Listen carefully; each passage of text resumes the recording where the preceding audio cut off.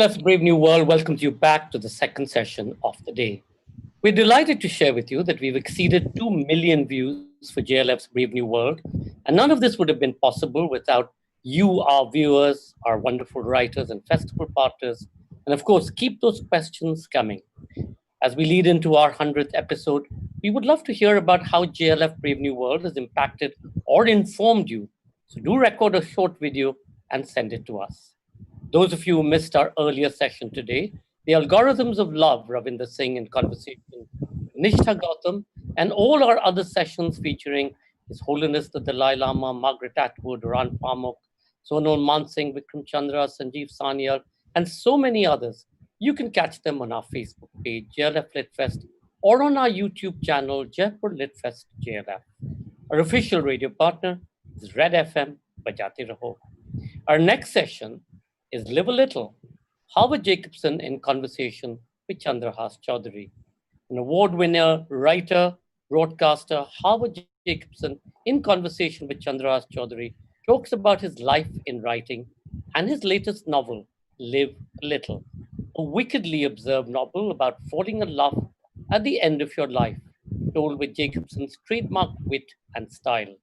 It is in equal parts funny, irreverent, and tender, a novel to make us all consider the path not taken and whether you could still change course. Howard Jacobson has written 16 novels and 6 works of nonfiction.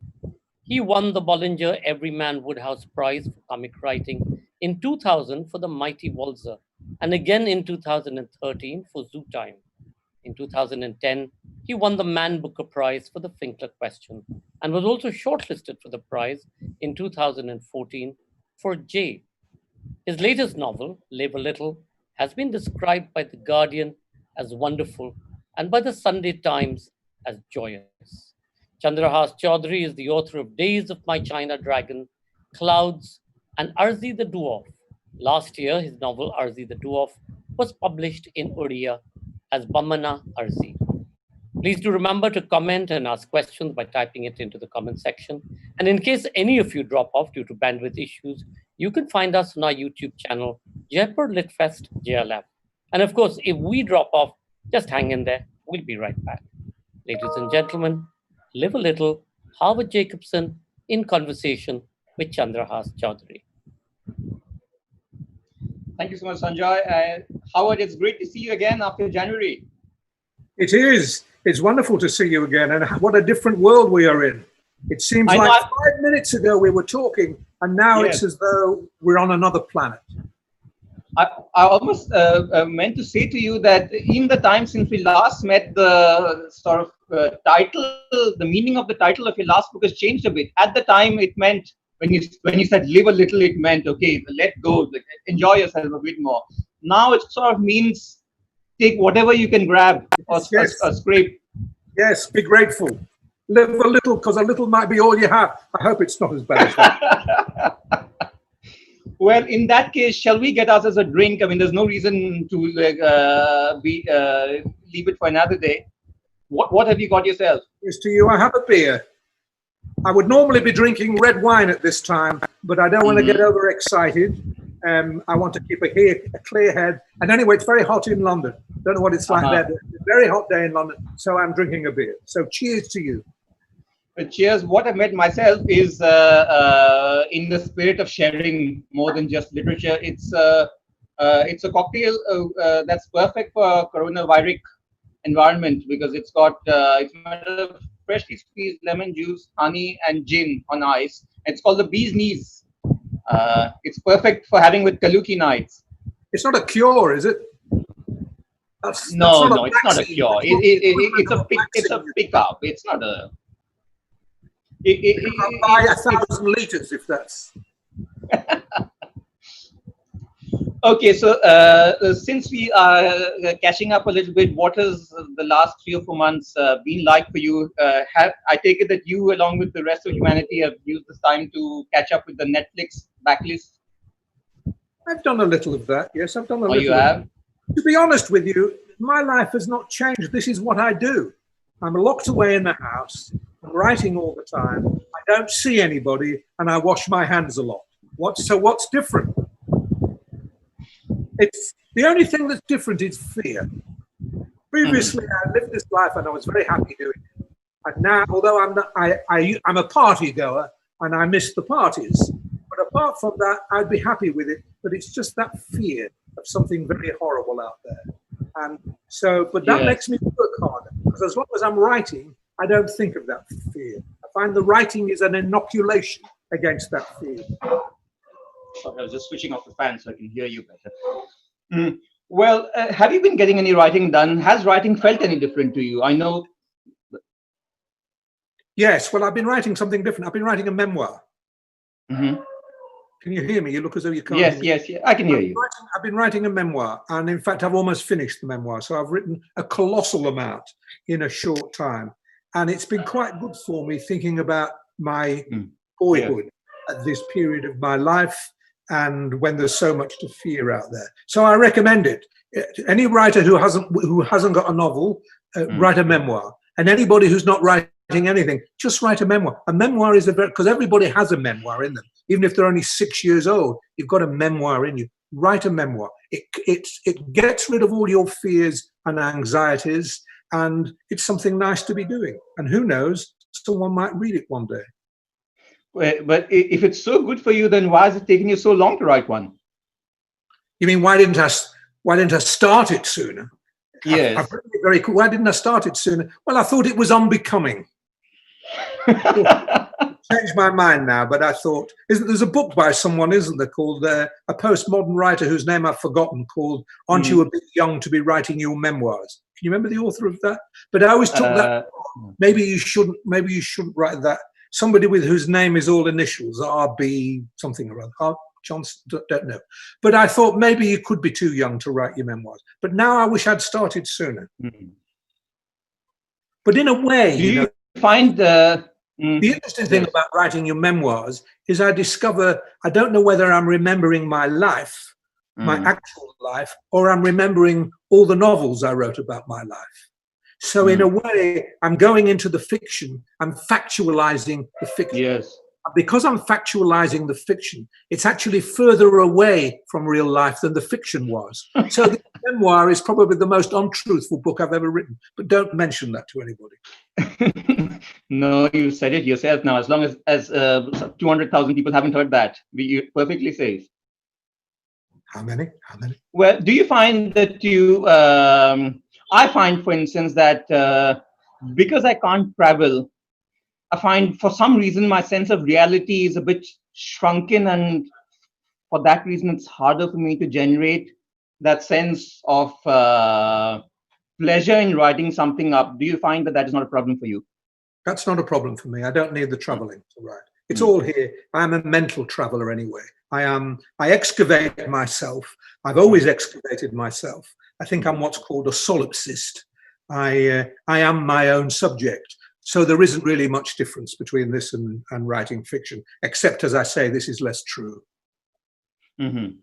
What about language? Do you find in writing that you need to hear linguistic sparks from anybody other than yourself, or can it all be generated in-house? It's all in-house. Most of it's generated in-house. You've got to be careful, because if you're not talking to other people, you do start to become a little stale to yourself. Yes. So I find reading is quite good for that. Not necessarily whole book, but sometimes I think I'm bored with my vocabulary. So I'll read Henry James for an hour or George Eliot for an hour, and you get that different rhythm and cadence and a different collection of words. Yes, you need that. If I didn't have that, it would be bad. Well, it's good that you bring up these names, because I found myself thinking, as I'm sure you have, although perhaps our starting and end points are somewhat different, about what the place of fiction is in the life of our time today, and whether it can hold its own as other storytelling forms appear, and what is it that you think fiction does that other forms can't do? Well, it depends what kind of other forms you're talking about. If you're talking about movies or dramas, well, we're all the same family. Really, we storytellers are all doing something similar. But one way or another, the novel or the film or the drama has never been more necessary. Fiction, with its lies and its ironies and its complexities and its uncertainties, has never been more necessary because we are living in such ideological times. Yes. People's views are so set. People think that to have anybody disagree with you is a profound insult and proves the wrongness of their position. Let's say literature, and by literature, let's include not just the novel, but also films. Yeah. But I am a novel man. I think the novel does everything better than anything else. But let's include. I agree. Terribly, terribly important because it takes you out of your point of view. And you should read books with which you disagree, books written by writers whose views you abominate. The thing that's going on, which is there's a writer that says something about gender or race or nationality or something, whose views I disagree with, that book I must, worse than that book I must ban or censor. That is absolutely against the spirit of literature. The books written by people who are least like you and least sympathetic to you are the books you should read first. Don't read what you agree with. One would have thought that people who read novels would come around to fairly quickly to sort of agreeing with what you have just said, but from looking around, it doesn't appear to be so. No, because art. This is a bad time for art. Because art is the human mind in an argument with itself. That's the point of art. You enter art to be in an argument with yourself. And people don't want to be in an argument with themselves. They want to be in an argument with everybody else, but they want to be in total agreement with themselves. And I think once you are like that, you lose the art of reading. You lose the art of listening and watching. You lose all those arts that we think, the thing we call literature and painting and music, all those things exist to do. This is a bad time for it. And we have to hope that we will get ourselves out of it soon, very soon. I wonder if one were to agree with you, then I wonder what that implies, not just for how we think of art, but also of how we think of the comic or how we think of laughter. Because it seems to me that the one thing that the novel does extremely well is capture all the shades there are of laughter. Laughter can be subversive, it can be rueful, it can be anarchic, it can even be sad. And as a sustained note across chapters and pages and hundreds of pages, when you put a great comic novel down, you never forget the extremely unique way in which it has shepherded its resources. And I wonder even if cinema can keep up that sense of play and that sense of the infinite shades that exist in laughter, which it seems to me is a man's defense against trauma and trouble. Well, it absolutely is. And you think of reading something like a novel by Rabelais, something like that. The novel begins in laughter. Really, the first great novels are novels of satire and derision and laughter in which everything is open to our scorn. And when you live in a time in which some things are sacred, that's when people have trouble with novels, because for a novel, nothing is sacred. Laughter exists to remind us that nothing is sacred. Laughter and the sacred don't go well together, which is why you don't hear that much laughter in a church or in a mosque or in a synagogue. You don't hear a lot of laughter. Sometimes you hear some. It's a shame you don't hear more. But laughter is the great solvent, isn't it? It's the great solvent of sanctimony. It's the great solvent of devotion. All those things about which we think we are certain. You don't have to be. Laughter needn't be godless. Laughter can be very godful, but full. I mean, the great comic. Where there are gods in the great comic books, there are lots of gods. One god doesn't sit well with a comic novel, and that's what comedy is for, really, for multiplicity, for disagreement, for the unsettling of things. It can, as you say, be profoundly upsetting. It can be sad. Laughter can be sad. I love it. I love, as a writer, I love those moments when the laughter I hope I'm generating, and I know I'm generating if I make me laugh. I can only know that in the quiet of my room. I can only know if I'm making me laugh. And if I'm making me laugh, that's good. And then at that moment, when you feel the laughter just turn on a kind of pinhead, that's not only funny, that's suddenly, if that's true, if that's the way I've said it is, if that's what those characters think about that moment, that is very upsetting. And that moment when the laughter turns to not necessarily tragedy, but then the moment when laughter turns to tragedy is the greatest moments of, those are the highest moments of art. Absolutely That's when right. art is at its most wonderful. But mainly you'll settle for a tear or two. Out of the laughter, a tear or two. And then you know that's going well. And then out of the tears into laughter again. And then you know the whole drama of art is at work. Yes. Everything questioning everything else. Everything in contradistinction to everything else. Everything in an argument. It's wonderful. Wonderful to create if you're the author, and it's of course wonderful to read if you're the reader. Yes. And it's something that, although I say films do it and plays do it, it's the case, but nothing does it quite like a novel, because in the novel there's just your ear, and the voice of the writer and the voice of the writer's characters, and it's so intimate, and nobody can come near you really. There's just you and the book alone in the world. It's a wonderful experience. And I think what's so beautiful about laughter in novels is that sometimes it's not the words, but the tone that makes you laugh. And that tone can't be generated. You can't isolate it in a certain phrase or a certain attitude towards life. It's all somewhere in between the spaces of the words, isn't it? Yes, it's the atmosphere of language and the atmosphere of a writer's mind. I mean, that's probably the first thing you notice when you think, I like this book. Why do I like this book?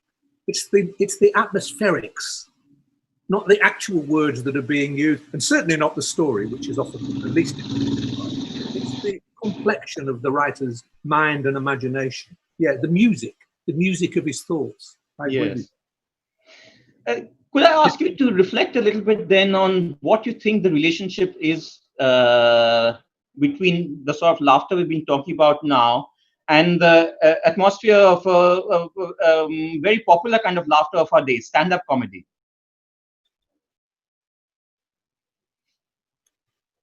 Stand-up comedy is an inferior version of what we're talking about. There are some very, very brilliant stand-up comedians. Yes. There are some moments in stand-up comedy that I think, are classical and they are like art. Billy Connolly, when Billy Connolly was at his best, there are moments of Billy Connolly or Barry Humphries as Edna Everage, which were Barry Humphries was like a demon, was like a dynamic force. You felt you were going back to Aristophanes or something. And Barry Humphries, I don't know whether you watch him over there, the Australian comedian, and Billy Connolly too would just be an elegant wit, storytelling, and you see in writing the hilarity has to be controlled, otherwise the pages won't move forward. On the stage, you can see the hilarity unloosed, and that can be a very satisfying thing, just not as satisfying as the book. I've always found it amazing that when I find myself in a social gathering and find myself laughing at people, so much of it is the way they stop between words, or the way their faces change expression, or even the way the accent sounds, and all of those things are denied to literature, and yet so many writers find the resources to generate amazing riches to replace those. Well, it's in those qualities that you've just described. It's in tone. I mean, tone is the verbal equivalent to a facial expression, isn't it? And a master of tone, some of the great Dickens or Joseph Conrad, particular masters of tone, I think, can do anything in the turn of a sentence, in the break, even in punctuation. There can be such a thing as comic punctuation. They can do as much or if not more with the atmospherics and of prosody as any person can do with their face. More. I know for many years you wrote an extremely interesting column in The Independent, which was part of the pleasure of that was written with the same dash and brio that was in your books. And I wonder if at any point in those years you thought about how, when laughter is such a important and fundamental human emotion, in all the religious books that are written up, not necessarily in folk religion, but in all the very formal religions, how is it that they all are so absolutely serious in what is said, and they leave themselves like an entire flank utterly exposed to ridicule and mockery? How did I feel? Well, I just enjoyed being the person who could mock them. And that was what I did. I thought I was very lucky every week to be able to mock something like that. Not every week did I feel in a mocking mood, or not every week was mockery the appropriate tone. But often it is. I mean, the person who mocks well, a satirist, is never short of work in our time.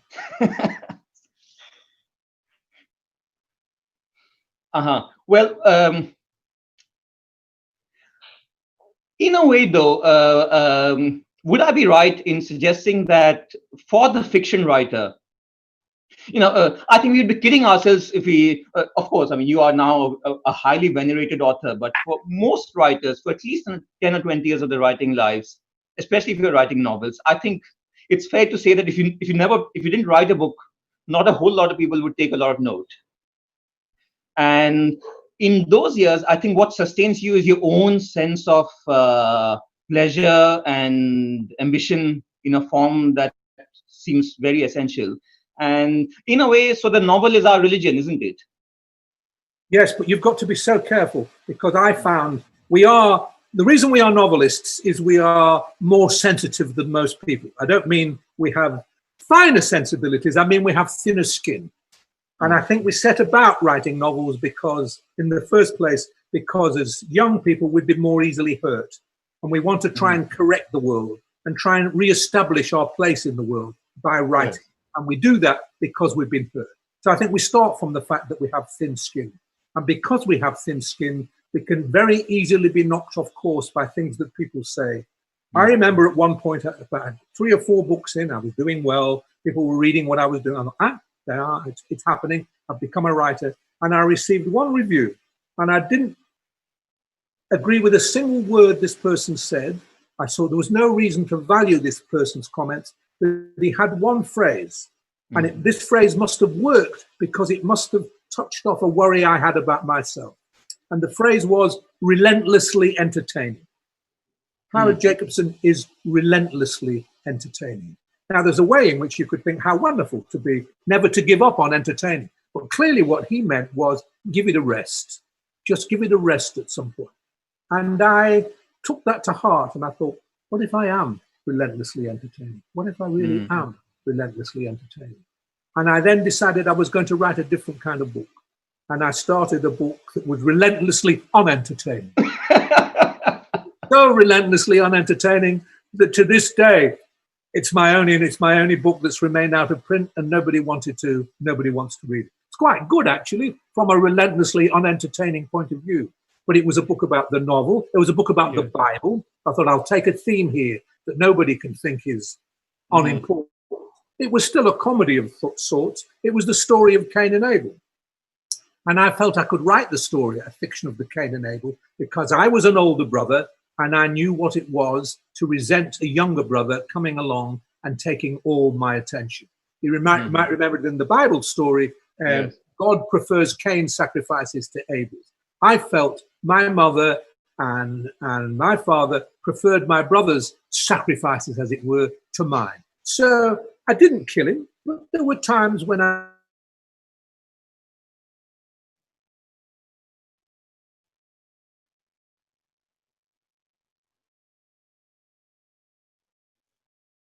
I think we may well have lost Howard briefly, Chandrahas, on this happy moment. He didn't want to entertain, as he said. He wanted. Well, he's left us a lot to think about. Maybe he's just getting himself another beer. That may well be a good thought. But Chandrahas, your own work has been so fascinating, and the last work that we shouldn't even name it anymore because it has to do with Chinese food or etc. How do you? No, there's nothing more Indian than Chinese food now, Sanjay. Exactly. How do you come up with your themes? It's. I think if you just wander around the world, you're never short of material, and you just organize, plot, and plan, and hope it doesn't go stale. In this case. And in Bhubaneswar, is there a book cooking, and will we read about the crabs and the prawns from Chilka, which has always been my favorite. Those crabs taste just so incredibly different from anything that you eat anywhere else in the world. They are wonderful taste-wise, but narratively, I think the crabs of Bombay are the best, because when you go to buy them, you encounter an amazing world at 5 o'clock in the morning, including people who arrive at 2:30. Oh, there he is back again. We got Howard back. Howard, you returned. We thought we lost you because of your relentlessness. My relentless unentertaining. So you turned me off, didn't you? Be honest, you turned me off. You said we've had enough of this. No, we're back again. So do you want to finish off what you were saying? I finished it. You just didn't hear. Oh, I see. Well, I can ask you some more questions. One of the things I wanted to ask you is, when you go back to your earlier books, are there some you feel were so specific to a time and place that that was the only time you could have written them? They are not you anymore. Or is there a kind of Jacobson-esque continuum to them all? It's funny. I find them all very difficult for me to read now, because I want to correct them. Two things will happen, and I am a loser either way. I read them and I think, that is so wonderful. I'll never be able to write like that again. And that makes me very upset. Or I think, how did I let that book out of the house when it's so poor? It's very rare that you read and you think, I can write. It's no better than I am now. I'm just as good as I was then, but that's very good and there's no problem. It's a fraught. It's like, to go back through your old books is like navigating a minefield. There are dangers waiting for you everywhere. It's best to avoid them. I find I can't read myself. I love it when people tell me things that they remember from my books. I swell with pride and love for the books, and I'm always surprised at what was in the books, because I don't remember. I don't remember them. You live with them. I mean, for me, a novel is the work of between 2 and 3 years. I live with that book for 2 or 3 years. There is nothing else on my mind, nothing else, and a lot of the time, no one else. It's just me and those sentences. And I work the sentences and work the sentences and work them. Everything gets written and rewritten 100 times. I don't move quickly. I work very, very slowly over those things. And you would think while you're doing them, I will never, ever, ever forget the experience of doing this. But you do. You just do. You move on and do that. You are an unfaithful lover and spouse if you are a novelist. You have to reject your previous novel and fall in love with the next one. And then when somebody reminds you of an old novel, it's like being reminded of a lover. It's touching. Oh, yes, that person was really very nice. I had a very, very nice time with that person. What a shame it's no more, but it has to be no more. But if anybody were to say to me, what advice do you give to any writer who's thinking about looking back over his old work? Don't do it. Has it ever been hard for you to write, not because of necessarily of the mechanics of writing, but because of some sort of crisis of faith? It was hard. Not in religion, in writing itself. No, I know. It was hard for me to start. It was hard for me to get going because I wanted to be somebody else. And I wanted to write novels about subjects I knew nothing about. I wanted to write English country house novels. I wanted to be an upper English aristocratic gentleman. I wanted to write like Anthony Cole or Henry James. I wanted to have that kind of elegance and aloof. I wanted to have an aloof elegance and calm, which I do not possess. And so when I tried to write sentences in that form, they were pathetic. They just were terrible, really. So I got nowhere. And it was only when I felt my life had got to an absurd pitch. I was teaching in a polytechnic in a town I didn't like, in the English Midlands. I felt depressed. I felt ridiculous. I thought my life, the only way I can deal with myself now is to turn myself into an object of satire. And I wrote a satiric novel, which I hadn't wanted to do. It was a kind of campus novel, which I'd never wanted to write. I wrote everything that I didn't think I want to write because it was the only way I could get started. After that, there are the usual things. You're not sure whether the idea you've got is right. But after that, there's been no real break in my writing, apart from the time when I thought maybe it's true that I was relentlessly entertaining and maybe I should shut up. Can comedy in the novel sometimes turn unpleasant? And could one of the reasons for that be that it's very easy in a sense, the power dynamic in a novel means that as a narrator, you stand above the characters and can make all sorts of judgments about them. Can that sort of thinking, I don't necessarily mean in your own work, but is there the potential for that to become too facile? What should be done to complicate that relationship? Can a character surprise a narrator or writer? Well, you've asked several things here. I like the idea at the beginning one about things being unpleasant. Yes. And sometimes we feel novels shouldn't be unpleasant. We feel novels should be nice. There's a line of Philip Roth's from that novel Sabbath's Theatre, which goes something like, "For a pure sense of being tumultuously alive, nothing beats the unpleasant side of existence." Mm-hmm. And the truth is that there's a certain kind of unpleasantness in art altogether. We see it in paintings, things that shock us. We see it in films, sometimes films we can't bear to watch. And it's often there in literature, which energize us, whose ugliness and bad feeling energize us, which is why I believe you cannot castigate works of art for not sharing your assumptions. So there is a writer, for example, the French writer Céline, who was a very, very nasty fascistic piece of work, writing in France at the time of the Nazis. He was a Nazi, and he was an out-and-out anti-Semitic, an anti-Semite. I, for obvious reasons, don't much care for anti-Semites, but I love his work. And some of the work I love is actually clearly anti-Semitic. But there's something about the energy of his hatred that does something. Doesn't leave me feeling happy. It leaves me feeling very uncomfortable. And I don't know in the end, if I had to summarize all I felt, I wouldn't be able to. But I have to say, there's something about the tumult of the ugliness that energized. You think of, we mentioned Baudelaire earlier. Not Baudelaire, but Rabelais. Rabelais' Gargantua and Pantagruel is full of murders, spite, acts of cruelty, acts of horribleness to people, really, really ugly things. But the comedy of it, we need it somewhere. We might not need it in life, and if we do need it in life, we then exercise it in life. And it might be that one of the functions art performs is to give you a release from that ugliness. One of the things we do when we laugh, we often laugh at ugly things, which is why I think attempts to censor laughter misunderstand the nature of laughter and what laughter is for. Sometimes we laugh against ourselves, sometimes we laugh at other people. Laughter is cruel.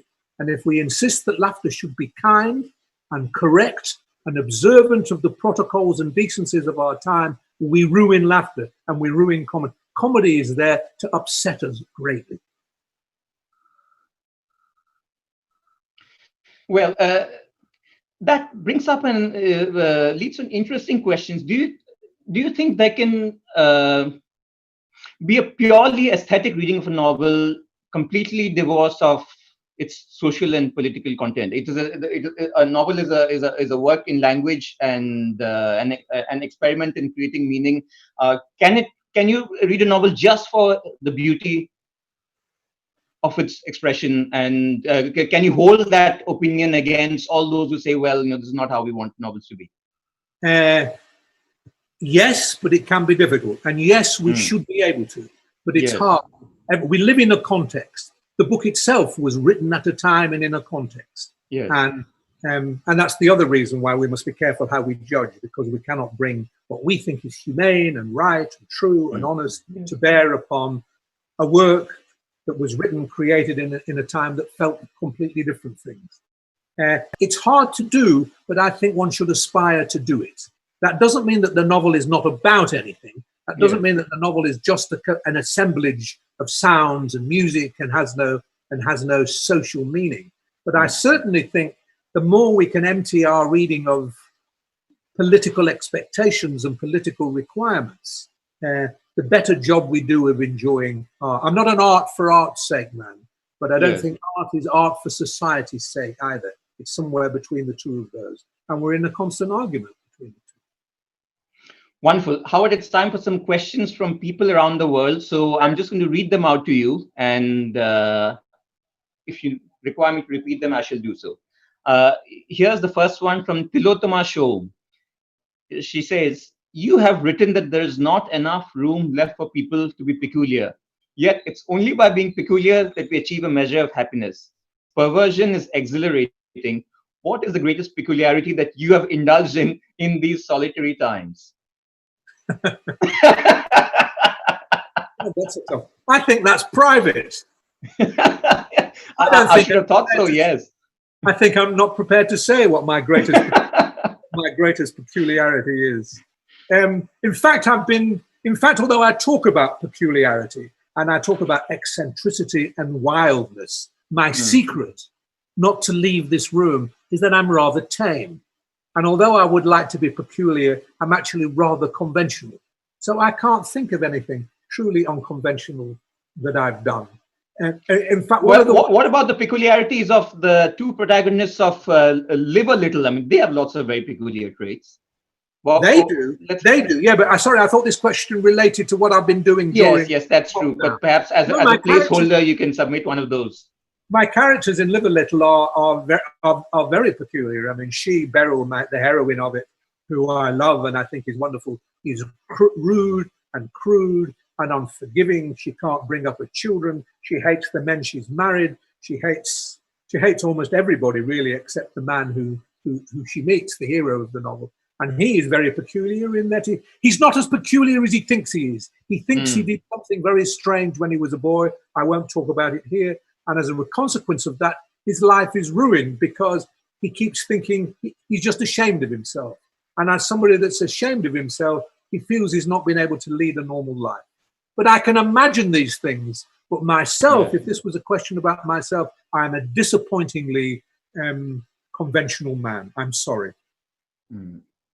Well, he's not peculiar as he thinks he is. I think is a very devastatingly acute observation, and that's what is at the center of the energy of all those sections about Shimmy in Live a Little.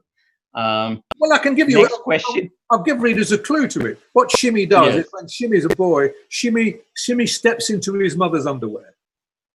He's so ashamed that he did that. He feels that makes him less than a man, and he'll never be able to live a proper man's life afterwards. When my publisher read this, said, "What's he making such a fuss about? What's he done? All he's done is stepped into his mother's underwear. I spent my life in my mother's underwear." And I said, "Well, that's why you're a publisher and not a novelist." Okay, next question. This is quite an acute one. Nilanjana asks, "What thought do you put into your book titles? They instantly stand out. What is the process involved in that? Do you decide on the title before writing the book?" It's a minor art of the novel, isn't it? Titling it. Very, very difficult. Very, very difficult. And I'm struggling this moment, even as this question comes to me, with what title to give my memoir. Some novels just write them. Some titles just write themselves. Yes. And I wrote a novel, my second novel, which was about somebody who is very interested in Thomas Hardy and thinks he's Thomas Hardy and is very interested in the way in which Thomas Hardy as a novelist always seems to be looking through windows at his characters. So Peeping Tom, you just knew it had to be Peeping Tom. But other ones, Coming From Behind was a title that the novel almost came out without a title before I had it. And then I heard somebody saying it about a sports match, so and so and so on. So who's a past master at coming from behind. And I thought, Coming From Behind is the story of a failure. It's different every time, but it's very important. A title is a very important thing. And I worry that some of my titles I'm worrying now. I'm deeply worried now about what to call my memoir. If anybody's got any suggestions about what I should call my memoir, of course they don't know what's in it, but they can guess what's in it. But if anybody guessing what's in my memoir has got a title for me, I'm very grateful. I'll pay them £1. Extremely generous of you. Next question. Arun G asks, "To what extent does a memoir need to be brutally honest, as at times it may hurt others who may be part of our lives?" Question a lot of people have grappled with, including novelists, not just memoirists. Yes, I don't know what to. I'm still taking things out and putting them in, and taking them out and putting them in. My way of dealing with this is wherever intimate relations are dealt with, I begin by saying I am completely to blame. Anything that went wrong in this friendship or this marriage, it's my fault. Anything that this person says about me, if it's an ex-wife who says I'm a horrible man, a vile husband, a lousy lover, and a terrible friend, it's all true. So I kind of, I shovel onto myself all the obloquy that's going. That's my way of doing it. But it's very difficult. It's very difficult because, and one of the things that you do is you distort. One of the most popular memoirs of modern times was by the writer Clive James, and he called it Unreliable Memoirs. And that's, I wish he hadn't taken that title, because I feel that my memoirs are unreliable. Philip Roth wrote a memoir and he called it The Facts. And the implied joke were anything less like a fact than what I'm about to tell you now, you can't imagine. Because in truth, there isn't a fact. There is no such thing in a life as a fact, apart from dates of being born, dates of dying. The rest is a matter of interpretation. But the questioner is right, and it's a good question. It's writing a memoir is fraught with those dangers. You don't want to hurt anybody unless you do. Questions are pouring in. Somebody from your own island. Well, it's a local question, but why not? Daniel asked, you wanted people to vote against the Scottish referendum. Has that stand changed since the advent of Brexit? Yes. I think the Scottish people would be fools to have anything to do with the British any longer. I think get the hell out.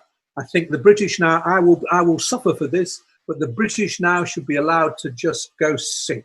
I think what we've done is so reprehensible. I think our tone and attitude towards the rest of the world is so disgusting. I think we will pay a heavy price for it, and I think the Scots would be mad to have anything to do with it. Leave, my Scottish brethren, leave. And if I can get away, I will come and join you. Where are you going to live in that case? What part of the... Edinburgh. Somewhere close to Alexander McCall Smith? Yeah, I don't mind that. Okay, let's see if there's any more questions, but we're also coming very close to the end of our session, which has proved to be a very entertaining... Sure. Okay, last question from Vatsal. More and more people are being incarcerated for their humor. Is humor at risk? We covered some of this ground, but if you speak about it some more. Yes, humor is at risk. It's not at risk from incarceration in Britain at the moment, not from incarceration, but it is at risk from homogeneity. Yes.